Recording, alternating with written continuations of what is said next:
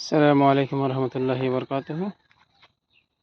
এই যে একটা লেবু গাছ, এটা পাহাড়ি লেবু। এখানে পানি টানি কিছুই দেওয়া হয় না, বর্ষাকালে যা পাই তা, এরপর কিছুই দেওয়া হয় না। এই যে একটা লেবু ধরে আছে এখানে, মাশাআল্লাহ। এই যে আরো তো গাই তিনটা লেবু গাছে ধরে আছে। এই যে একদম পরিপক্ক হয়ে গেছে, পেকে গেছে। অনেক বড় সাইজের লেবু এগুলো, একদম পেকে হলুদ হয়ে গেছে পেকে, মাশাআল্লাহ।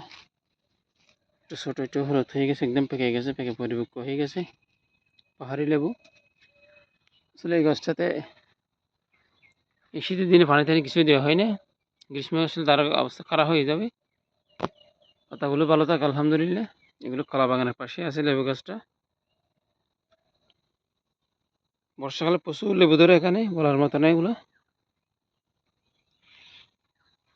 অনেকগুলো বর্ষাকালে লেবু ধরে আলহামদুলিল্লাহ। আসলে আল্লাহর নিয়ামত আমরা বলে শেষ করতে পারবো না। তবু আমরা আল্লাহর বান্দা, আল্লাহর নামে শুকরিয়া করি, আল্লাহর দেওয়া কাজগুলো করি না। এই জন্য হয়তো পৃথিবীতে এমন অশান্তি সৃষ্টি হচ্ছে। আল্লাহর শুকরিয়া, সব ক্ষেত্রে আল্লাহর শুকরিয়া আদায় করা দরকার। পাহাড়ি লেবু, মাশাআল্লাহ। আল্লাহর শুকর, আল্লাহর নিয়ামত বুঝে শেষ করা যাবে না। সবাই 5 ওয়াক্ত নামাজ পড়বেন, তাদের মা বাবা জীবিত আছে তাদের সেবা করবেন, যত্ন করবেন। আসসালামু আলাইকুম রহমতুল্লাহ বরকাত।